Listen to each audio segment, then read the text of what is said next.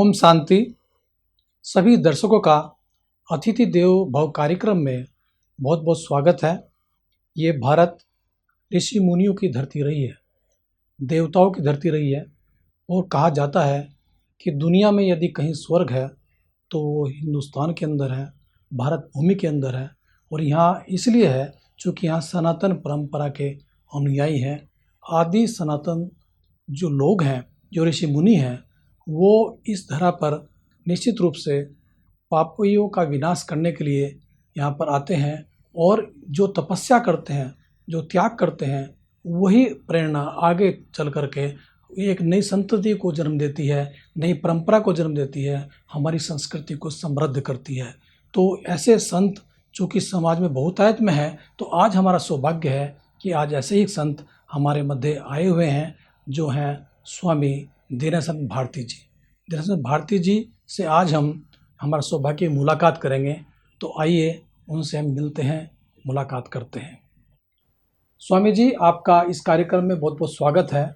और मैं जानना चाहूँगा कि आप जो सनातन परंपरा में आप आए हैं, तो सबसे पहले तो चूँकि आप एक गृहस्थी जीवन से निकल कर आए होंगे, तो कहाँ आपका ऐसा टर्निंग पॉइंट आया कि आपको संन्यास लेना पड़ा? बहुत बहुत धन्यवाद गोपाल जी आपका। ये देखिए, क्या है कि सनातन में तो उस वक्त जब ईश्वरीय इच्छा से एक हिंदू परिवार में हमारा जन्म हुआ, तो माँ के गर्भ से ही हम सनातन में प्रवेश कर गए। और मेरा ये मानना है कि ये संपूर्ण सृष्टि जो है वो सनातन का ही एक हिस्सा है। अब रही कि सनातन के लिए एक भावना लेकर के और संसार के विषयों का त्याग करना, वो कोई ऐसा विशेष कारण नहीं बना। लेकिन जब हमको लगा कि एक अच्छी शिक्षा प्राप्त करने के पश्चात भी और एक बढ़िया जॉब, सेटिस्फैक्ट्री जॉब लेने के बाद भी हम विवाह के लिए जब घर में वार्ता चलती है, तो उस विवाह के समय हमको लगा कि हम क्या करेंगे विवाह करके। क्योंकि उससे पहले एक बार कहीं पढ़ा था कि there are 2 days are very special in your life, first when you born and second when you know why you born. कि 2 दिन सबसे महत्वपूर्ण है। एक आपका जन्म हुआ, जब आप इस धरती पर आए, वो आपका सबसे महत्वपूर्ण दिवस है। और दूसरा महत्वपूर्ण दिवस है कि जब आपको यह पता चल जाए कि आपका जन्म क्यों हुआ। यही चिंतन करते करते हमको लगा कि इस समय देश, काल और परिस्थिति के अनुसार हमारी जो संस्कृति है, हमारी जो परंपराएं हैं और हमारा जो एक समृद्ध परंपरा है, समृद्ध इतिहास है, वो समाप्ति की ओर है। और उसमें एक संकट काल आ रहा है। क्योंकि प्रत्येक व्यक्ति क्या चाह रहा है कि चंद्रशेखर आज़ाद हूँ, भगत सिंह हूँ, पर हूँ पड़ोसी के घर में। मेरा बेटा तो डॉक्टर बने, इंजीनियर बने, लॉयर बने, whatever, there are various scope in the field. तो ऐसे में मुझे लगा कि हमें अपना आरंभ करना चाहिए। और चूँकि हमारे पिता के हमसे पूर्व भी 2 सुपुत्र थे, तो हमें लगा कि इससे वंशलोप वाली तो कोई व्यवस्था नहीं हो रही है। लेकिन यदि हम लोग बाहर निकले और अपने राष्ट्र के लिए, अपने धर्म के लिए, अपनी संस्कृति के लिए कुछ करना चाहते हैं, तो इसके लिए हमारे लिए सबसे महत्वपूर्ण था कि हृदय में स्थिरता आना, मन में स्थिरता आना। क्योंकि वो मन बड़ा चंचल होता, मन बड़ा अस्थिर होता। तो मन को स्थिर करने के लिए मन के अंदर किसी को बिठाना, हृदयस्थ जो है उसको जागृत करना। ईश्वर तो आपके हृदय में है ही। उस अवस्था को कि ईश्वर हृदयस्थ है, उसको जागृत करना, और उसी को हम ये मानते हैं। तो हमारा जो ईश्वर है, उसको जागृत करने के लिए आध्यात्म सबसे महत्वपूर्ण विषय था। तो सबसे पहले हमें अपने हृदय को और अपने मन को स्थिर बनाना था कि हम अपने राष्ट्र के लिए, अपनी संस्कृति के लिए, अपने धर्म के लिए कुछ कर सकें। तो उसके लिए हमने फिर आध्यात्म का मार्ग चुना। और आध्यात्म के मार्ग में संन्यास की एक परंपरा है, उस परंपरा पर हम लोग आ गए। लेकिन क्या महाराज जी, अध्यात्म जरूरी है? ये संन्यास लेना जरूरी है इस काम के लिए? यदि आप धर्म और समाज के लिए, धर्म के लिए, राष्ट्र के लिए सर्वस्व समर्पण करना चाहते हैं तो ज़रूरी है, क्योंकि क्या है कि प्रत्येक चीज़ की एक मर्यादा होती है। इसमें एक भेष की भी मर्यादा, बाहरी भी। मैं कहता हूँ किसी को कोई ज्ञान नहीं है, किसी ने कोई त्याग तपस्या नहीं करी, कोई धारणा समाधि कुछ नहीं किया। जो परंपराएं हैं उनका भी ज्ञान नहीं, लेकिन सिंपली भी अगर कोई भगवा पहन लेता है तो सामान्य जन के मन में आ जाता है कि उसको प्रणाम करें, उसका नमस्कार करें। मैं कितना भी आध्यात्मिक न हूँ, मैं अंदर से क्या हूँ मैं जानता हूँ, ये मेरा ईश्वर जानता है। लेकिन चूंकि मैंने भगवा पहन रखा है, इसलिए आप आज मेरे से वार्ता कर रहे हैं, स्वामी जी कह रहे हैं, या कोई भी अन्य बाहर का व्यक्ति, बाह्य आवरण का व्यक्ति मुझसे मिलता है तो वो मेरे से अपेक्षा करता है कि मैं उसे ईश्वरीय ज्ञान दूँ। वो ये चर्चा नहीं करता कि समाज में क्या हो रहा है, कहाँ क्या हो रहा है, कहाँ कितनी कुरीतियाँ चल रही हैं, कहाँ चरित्रहीनता चलती, उन विषयों पे मेरे से चर्चा नहीं करता। मेरे से कल्याण विषयक चर्चा करता है कि हमारा कल्याण कैसे होगा। हम संसार में जिन दुविधाओं में पड़े हुए हैं, जिन विषयों में पड़े हुए हैं, उन विषयों से बाहर कैसे निकलें। ये सिर्फ इसलिए करता क्योंकि मैंने वेश धारण किया, एक परंपरा में आया। इसमें नहीं आता तो एक समय ऐसा आता है जब व्यक्ति न वृद्ध होता है न युवा होता है, उस समय किसी के घर जाने में भी हिचकता है। आज जब हम किसी शिष्य के, समाज के किसी भी व्यक्ति के घर जाते हैं तो वो आराम से ऑफिस चला जाता है। घर में युवा पुत्र हो, युवा पुत्री हो, धर्मपत्नी हो, कोई हो, सबको बाहर छोड़ के कि भाई महाराज जी का ध्यान रखना, गुरु जी का ध्यान रखना कह के चला जाता है। किंतु यही यदि मैं सामान्य वेश में होता वो नहीं करता। तो आध्यात्म इसके लिए भी जरूरी है कि एक सामाजिक सुरक्षा हमको प्राप्त होती है, और आध्यात्म इसलिए भी जरूरी है कि मन बड़ा चंचल होता है। तो मन को जब तक साध नहीं लिया, तो मन को ही साधना, मन विषय विकारों में न जाए, है ना। तो प्रत्येक स्त्री को माता की दृष्टि से देखे, प्रत्येक जीव को यह देखे कि जिस प्रकार मैं ईश्वर का अंश हूं वैसे ही ये भी ईश्वर का अंश है। उसके लिए पहले आपको उसका ज्ञान तो हो। कोई भी व्यक्ति, आप जहां से आए, मान लीजिए आप दिल्ली से आए हैं, दिल्ली के लाजपत नगर में आप रहते हैं, मैं एक अनजान व्यक्ति गाड़ी में बैठा, आपने मुझे कहा कि महाराज जी कहाँ जाओगे, मैंने कहा जी दिल्ली जाऊंगा। कि दिल्ली मैं भी जा रहा हूँ। कहाँ दिल्ली में? कहा, मैं कहूँगा लाजपत नगर। लाजपत नगर में मैंने कहा कि मुझे फलां फलां के घर जाना। आप कहेंगे अरे वो तो मेरे पड़ोसी हैं। अब क्या होगा, लाजपत नगर में जैसे हम किसी बस, ट्रेन या मेट्रो से उतरेंगे, आप मेरा बैग पकड़ लोगे कि चलिए चलिए अंकल, मैं भी महाराज जी साथ में चलता हूँ। आप ऑटो करेंगे, रिक्शा करेंगे, वटएवर, तो आप वहाँ तक छोड़ेंगे। ये संबंध कहाँ से स्थापित हुआ? ये संबंध स्थापित हुआ क्योंकि मैंने आपके एक संबंधी से संबंध स्थापित किया। उसी प्रकार ईश्वरीय दृष्टि से प्रत्येक जीव हमारा भाई है।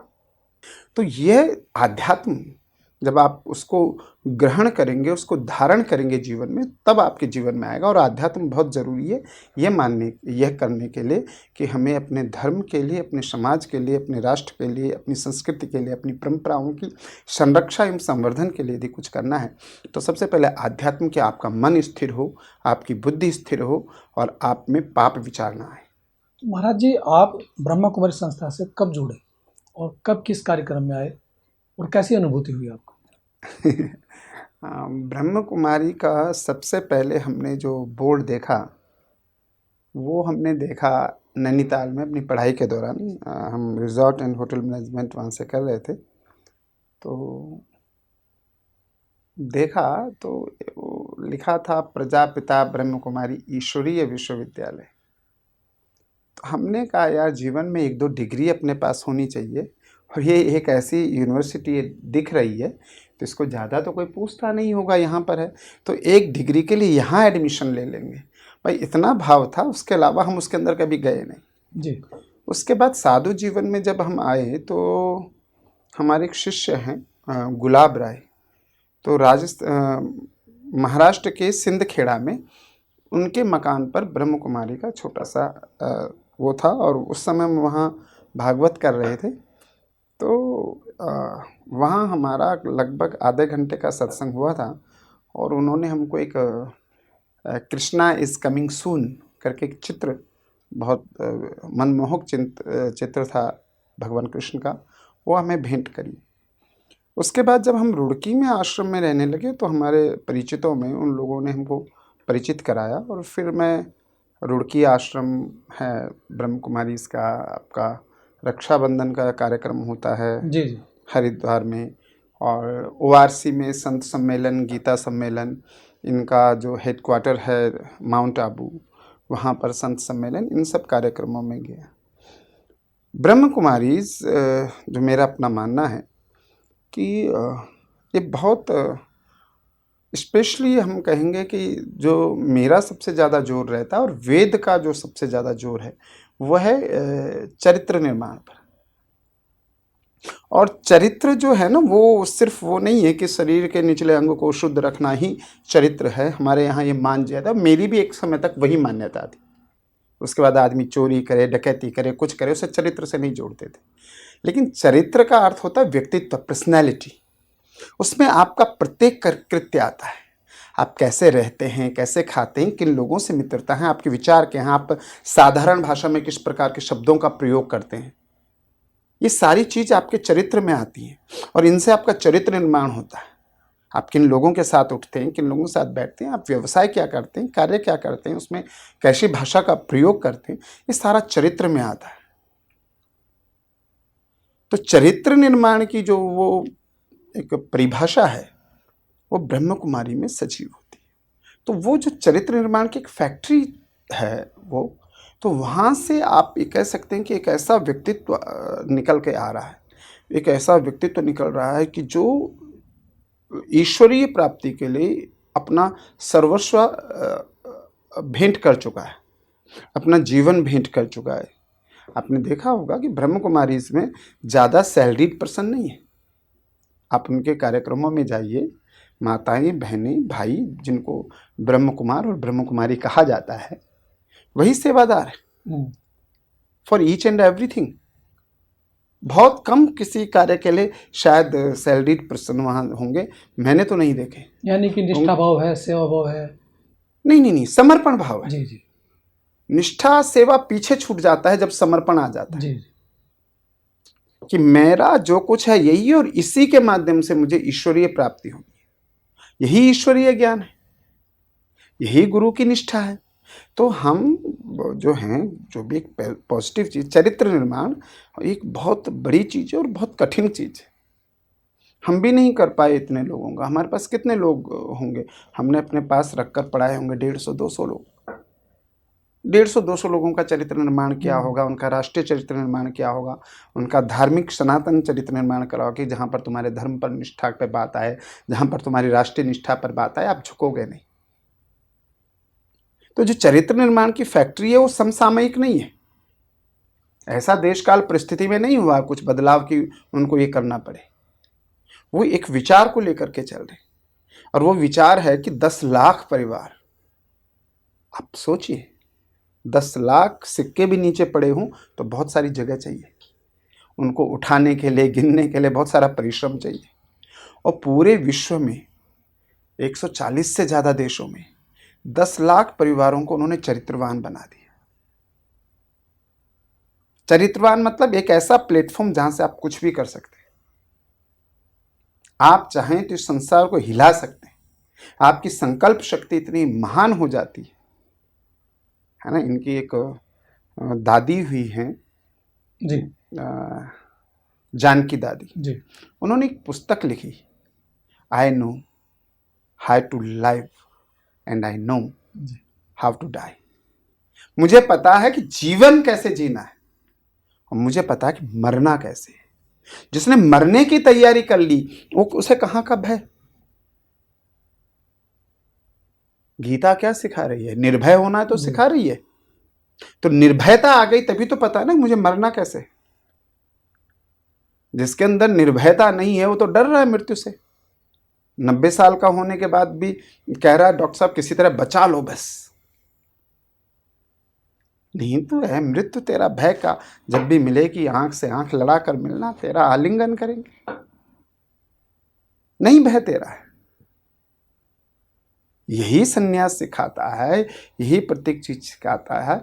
तो ब्रह्म कुमारी को मैं ये मानता हूँ कि वह चरित्र निर्माण की एक फैक्ट्री है और मातृशक्ति को, स्त्री सत्ता को इसकी प्रमुखता दे रखी है। और अगर आप देखेंगे तो संसार का प्रकटन भी एक स्त्री शक्ति से हुआ। यदि आप संन्यास में आएंगे तो शंकराचार्य का सबसे बड़ा ऐतिहासिक जो शास्त्र का प्रश्नोत्तरी थी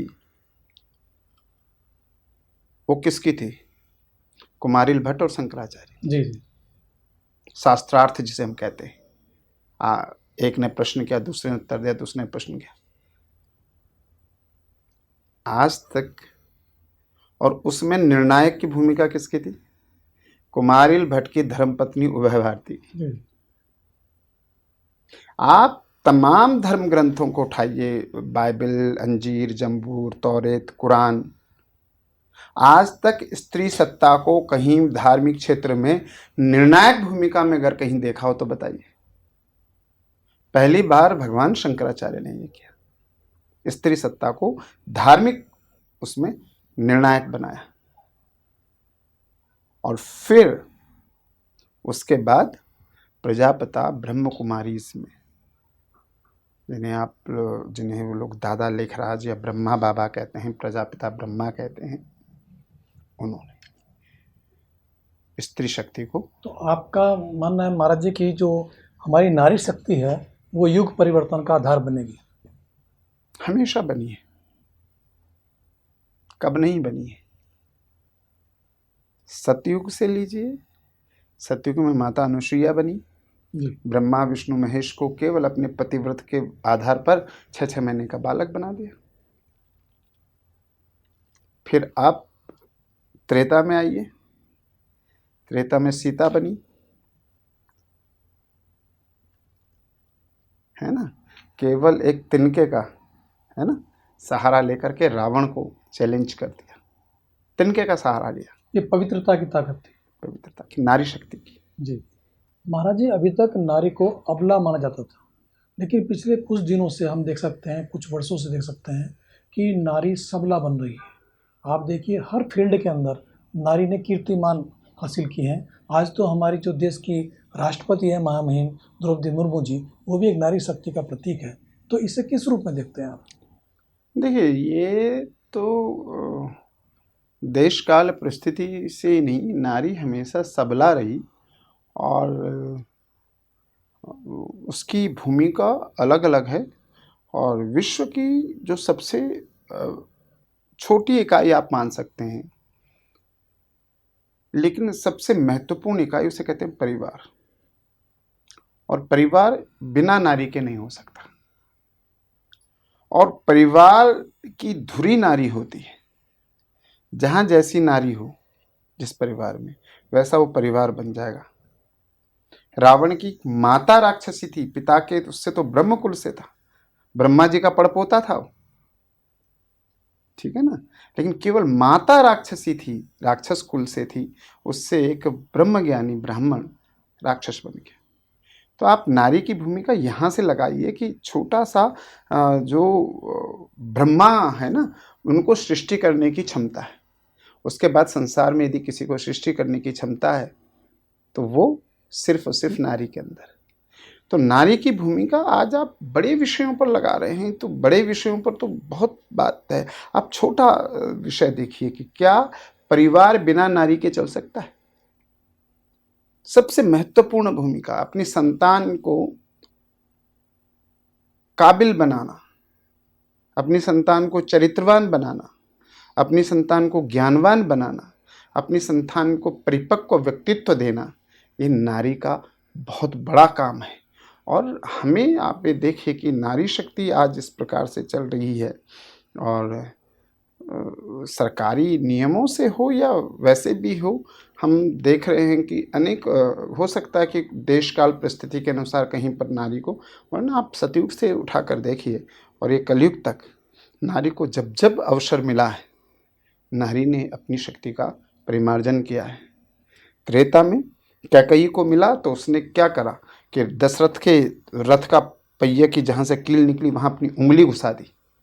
आप सोचिए, उसका रथ चला रही है। आप इसमें आइए कलयुग में, आप स्वतंत्रता संग्राम में जाइए, उससे पूर्व जाइए, अनेक रानियों के नाम मिलेंगे आपको, अनेक स्त्रियों के नाम मिलेंगे।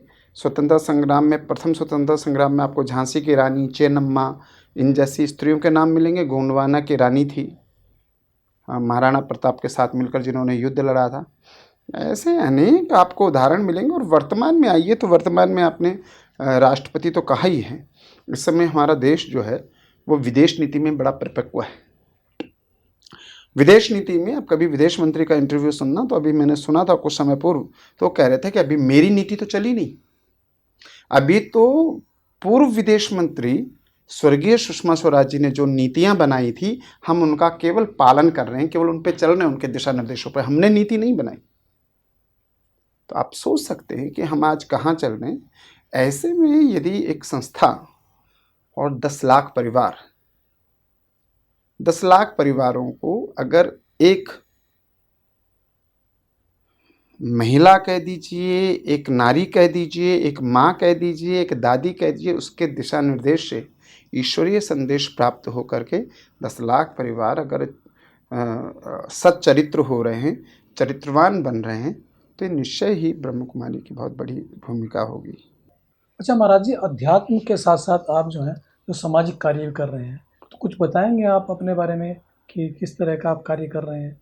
देखिए, हमारा तो एक उद्देश्य था पहले कि अभी सनातन में सबसे बड़ी बुराई क्या कि आप मथुरा चले जाइए, वृंदावन, आप हरिद्वार चले जाइए, बनारस चले जाए, काशी प्रयागराज चले जाइए, तो साधुओं की बहुत बड़ी संख्या दिखती है। और अगर आप मॉर्निंग वॉक के लिए निकले तो आप देखेंगे साधुओं की लंबी लाइन पंगतों के लिए चल रही है। लेकिन इसके विपरीत आप गांव-गांव घूमिए तो आप क्या देखेंगे कि गांव में जो खेड़ा था, जो मंदिर था, वो मंदिर, उसमें दिया जलाने वाला नहीं है। कोई गांव की महिला आती है, किसी दिन उसकी कोई मनोकामना पूर्ण होती है या कोई विशेष अवसर उसके जीवन का होता है, वो वहाँ पर बेतरतीब तरीके से पूजा करती है, क्योंकि उसे आती नहीं है, कोई बताने वाला नहीं है, कोई सफाई करने वाला नहीं है, किसी के पास समय नहीं है। तो हमारा एक इसको लेकर के एक अभियान चला है कि गांव का जो मंदिर है, गांव का जो ग्राम देवता है, जिसे खेड़ा कहते हैं, क्षेत्रपाल कहते हैं, वहाँ पर पूजन आरंभ हो। चाहे गांव का ही व्यक्ति करे, साधु मिल जाए तो बहुत अच्छा, नहीं तो गांव का ही व्यक्ति करे और उसको निरंतर आगे बढ़ाए। दूसरा हमारा जो है कि ये मानना है कि गाय जो है इस धरती पर धर्म का प्रतीक है, तो इसलिए हम गौवंश को बचाने के लिए प्रयत्न कर रहे हैं अभी, और कसाईयों से बचाई हुई गायों को रख रहे हैं अपनी यहाँ पर देवप्रयाग में, रुड़की में।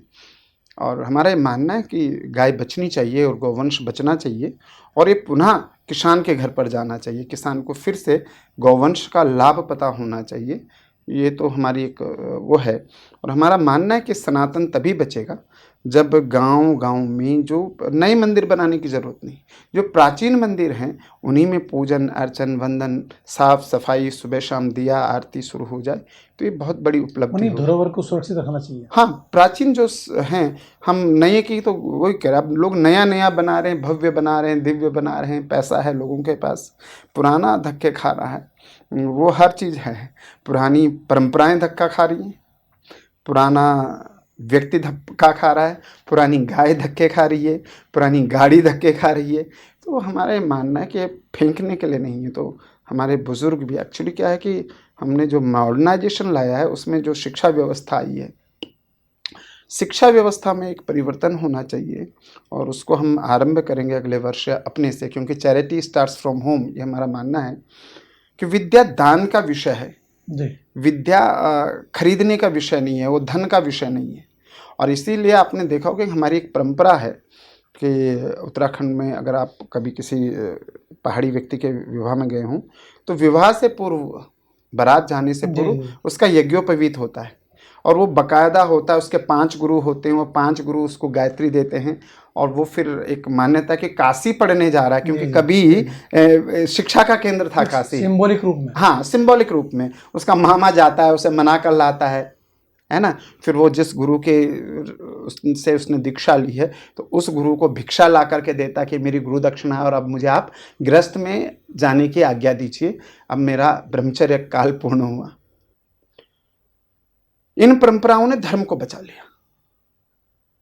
पहले क्या था कि आपकी नालंदा, तक्षशिला जैसी विश्वविद्यालयों के पुस्तकालय जब जला दिए गए, आपके वेद लोप हो गए, आपके उपनिषद लोप हो गए, तो लोगों ने क्या करा, कई लोगों ने इसे कंठस्थ किया, कई लोगों ने एक भाग को कंठस्थ किया, किसी ने दूसरे भाग को कंठस्थ किया, किसी ने तीसरे भाग को कंठस्थ किया, और इनको कंठस्थ करके बचा के रखा। इसलिए उनको कहते थे पाठी, जी जी द्विपाठी, त्रिपाठी, 3 बार पाठ करने पर जिसे स्मृत हो जाए, जिसके स्मृति में आ जाए। ऐसे द्विवेदी चतुर्वेदी। हाँ, द्विवेदी, 2 वेदों का जानकार, जी जी वेदी 1 वेदों का जानकार, चतुर्वेदी 4 वेदों का जानकार।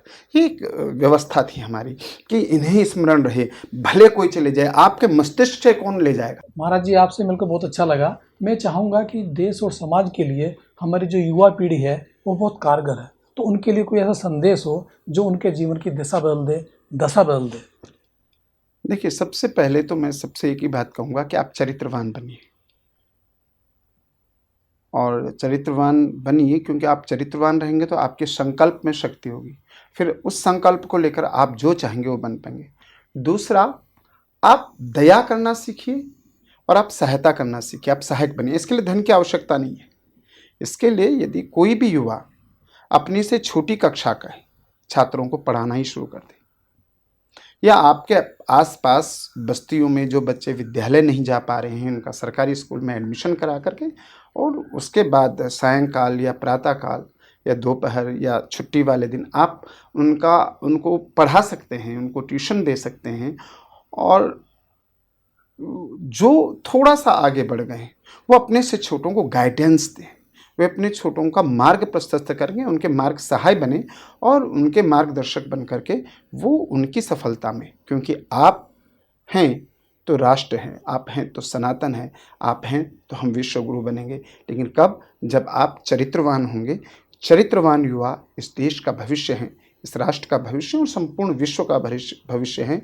और निर्लेप भाव से, बिना कामना से आप अपने कर्म किए जाएं, ईश्वर आपके कर्मों का फल आपको अवश्य देगा, ये सुनिश्चित है। बहुत अच्छा, आपने निश्चित रूप से एक दिशा दी है, युवाओं को एक टिप्स दी है कि वो अपने जीवन में कारगर हों और देश और समाज के लिए आगे आएँ। तो महाराज जी, बहुत सारा ज्ञान आपसे प्राप्त हुआ आज। आपने जो मार्गदर्शन दिया, जो बताया, जो आप काम कर रहे हैं, जो आपका अनुभव है वो आज शेयर किया है, तो आपका बहुत बहुत धन्यवाद। और बहुत बहुत धन्यवाद आपका इस शो में अतिथि देवो भव। और निश्चित रूप से एक इस तरह की सीरीज़ आप चलाएंगे और एक आध्यात्मिक और सामाजिक लोगों का ऐसा चलता रहेगा तो निश्चित तौर पर समाज को नया संदेश मिलता ही रहेगा। जी, तो ये थे हमारे स्वामी दीननाथ भारती जी, जो बता रहे थे कि किस तरह से उन्होंने संन्यास ग्रहण किया, किस तरह से उन्होंने समाज की विसंगतियों को लेकर के आगे बढ़े और गौ सेवा रक्षा का कार्यक्रम आपने किया। आप गुरुकुल खोलने जा रहे हैं, आप ब्रह्मा कुमारी केंद्रों पर गए और आप जो सुखद अनुभव आपको मिले वो आपने शेयर किए। तो ये निश्चित रूप से हम कह सकते हैं कि जो दर्शक हैं उनकी दिशा और दशा दोनों बदल सकती है। ऐसे हमारे महान संत दीननाथ भारती जी से अभी आप मिल रहे थे। बहुत बहुत धन्यवाद।